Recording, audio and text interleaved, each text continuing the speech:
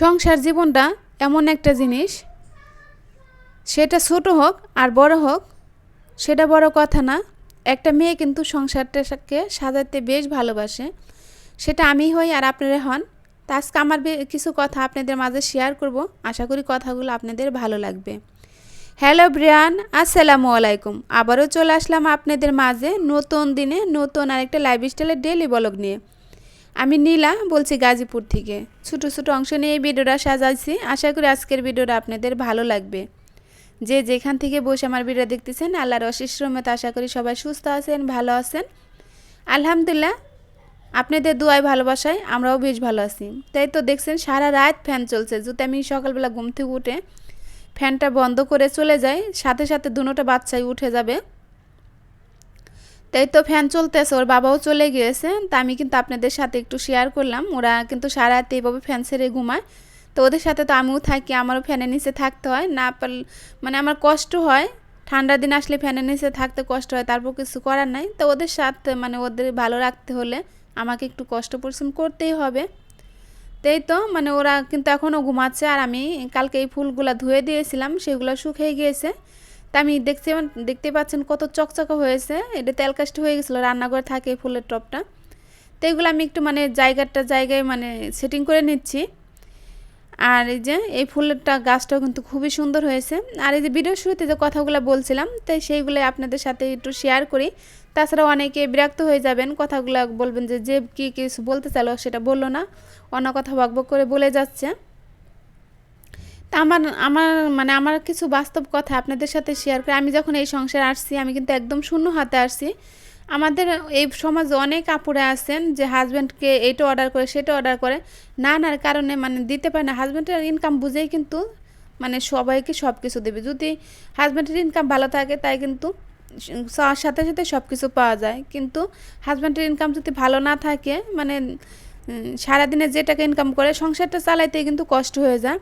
তাই তাদের সংসারটা কিন্তু মানে ভেঙেই যায় একদম। কারণ ওই যে আপুটা মানিয়ে নিতে পারে না, সবসময় একটা কিছু বায়না করে, হাজব্যান্ড সময় মতো দিতে পারে না, সেই সংসারে কিন্তু ঝগড়া অশান্তি লেগেই থাকে। তাই যে আমি কিন্তু এই সংসারে যখন আসলাম একদম শূন্য হাতে আসলাম, আমার ঘরে কিন্তু কিছুই ছিল না। ঠিক আছে, আমি যখন আসলাম, আপনার কথাগুলো শুনলে হাস্যকর মনে করবেন না কি মনে করবেন জানি না। আসলে আমার যে বাস্তব কথাগুলো সেইগুলো আপনাদের সাথে আমি শেয়ার করতেছি। আমরা যখন এই সংসারে আসছি, আমার হাজব্যান্ড আর আমি তখন তো মানে দুজনেই ছিলাম। একটা প্লেটে ভাত খেতাম, দুজনে একসাথে বসে ভাত খাইতাম। কারণ দুজনে যে দুই প্লেটে বসে ভাত খাবো সেটাও কিন্তু আমার একটা প্লেট ছিল না। আমি যখন একসাথে স্বামী স্ত্রী বসে ভাত খাবো, এক প্লেটে বসে স্বামী স্ত্রী এক প্লেটের ভিতরে খেয়েছি। কারণ দুই প্লেটের কেনার সামর্থ্য আমার ছিল না। দুইটা প্লেট কিনে যে আমি ব্যবহার করবো সেই সামর্থ্য ছিল না।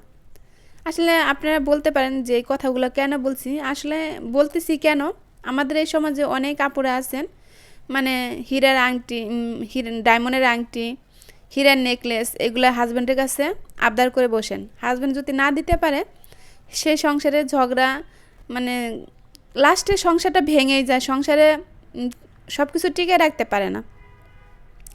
তাই একটু যদি বুদ্ধি খাটিয়ে মানে নিজেকে মানিয়ে গুছিয়ে নেন, আমার ঘরে যেটাই আছে আলহামদুলিল্লাহ, এইটা কিন্তু আমি একটু একটু করে তিল করে ঘরে তুলছি। আমার হাজব্যান্ডের কাছ থেকে যে আমি মোটা অঙ্কের টাকা চেয়ে তারপর আমার বিলাসিতা জিনিস আমি করেছি, এটা কিন্তু একদমই না। আমার ঘরে যেটুকু আছে আলহামদুলিল্লাহ, আমি আল্লাহর কাছে লাখ লাখ শুক্রিয়া দেয়।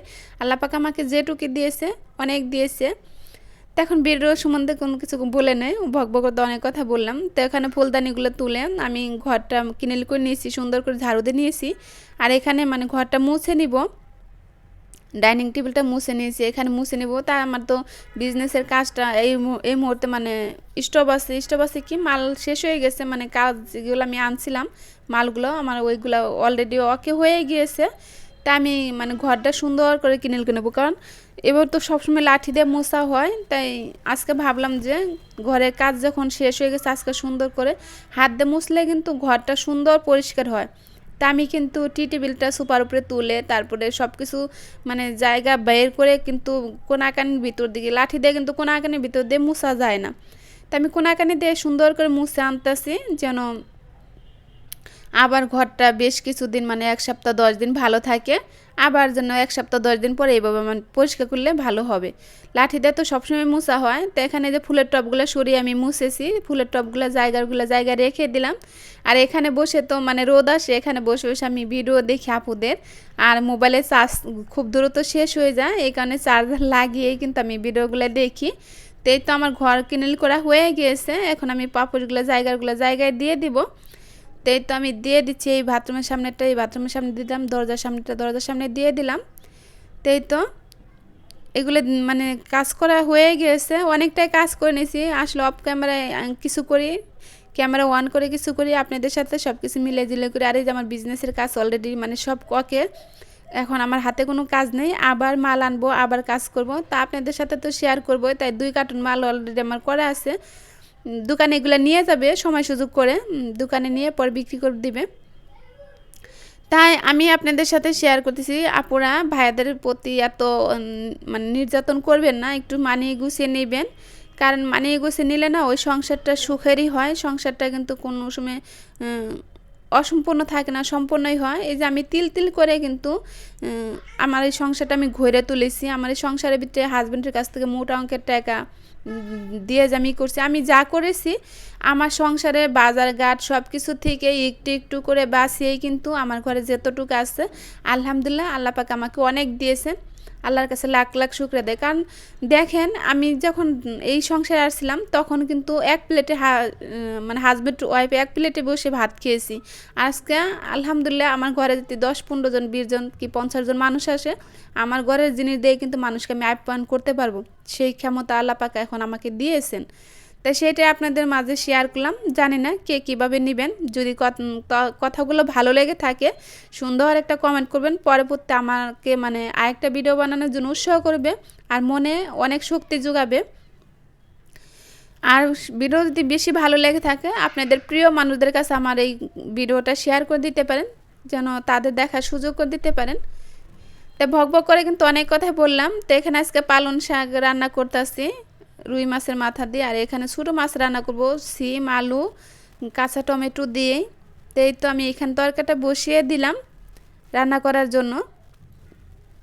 শীতের দিনে না আসলে ভাত খেতে বেশি ভালো লাগে না, সবজিগুলাই আমি বেশি খাই, ভাত রান্না করি ঠিকই, ভাতের চেয়ে আমার সবজি বেশি লাগে। খালি শীত আর গরম নাই, কিন্তু গরমের দিনে সবজির তো দাম বেশি, তখন ওই সে অনুযায়ী খাই। আর এখন তো শীতের সবজি একটু বেশি, দামও একটু কমছে আগের চেয়ে, সেই তুলনায় কিন্তু অনেক সবজি রান্না করি, অনেক খাই। তা আমি এই পাশে মানে পাতিলটা চেঞ্জ করে দিলাম। আর এখানে কিন্তু আমার বড় ছেলে আমার সাথে রান্না করতেছে, দেখতে পাচ্ছেন হাত দেখা যাচ্ছে।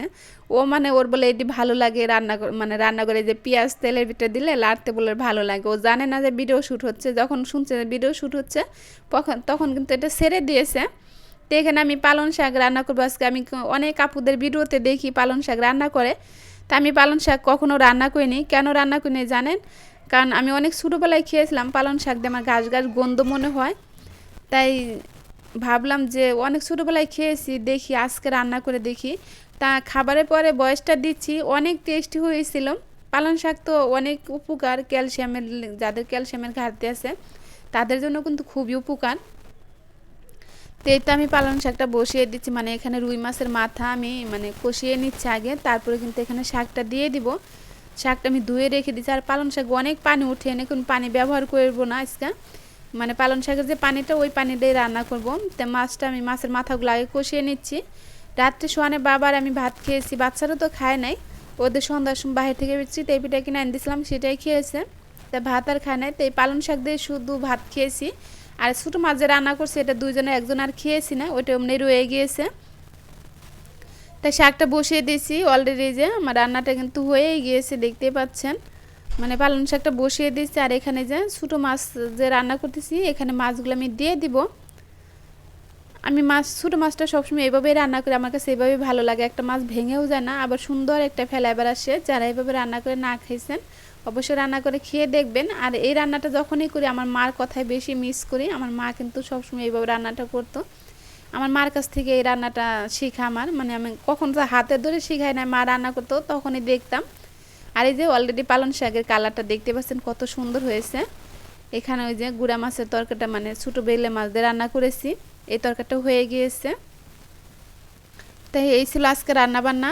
আর এখানে সকালে মানে রুটি করব, রুটির সাথে ভাজি। তো এখানে গাজর, ফুলকপি, তারপরে আলু, সিম এখানে দিয়ে সব সবজি কেটে নিলাম, কেটে ধুয়ে ফ্রিজে রেখে দিব, যেন সকালবেলা তো জানেনই আমার গ্যাসের যে কী একটা প্রবলেম, তাই যেন কোনো ঝামেলা না হয়। সকালবেলা না বটিতে কাটাকাটি করতে গেলে না একটু ঝামেলাই হয়, মানে হাত ভালো লাগে না। তাই তো ভক ভক করে কিন্তু আজকে অনেক কথা বলে ফেলেছি। এখান থেকে বিদায় নেব, দেখা হবে নতুন কোনো ভিডিওতে। সে পর্যন্ত ভালো থাকুন। আসসালামু আলাইকুম।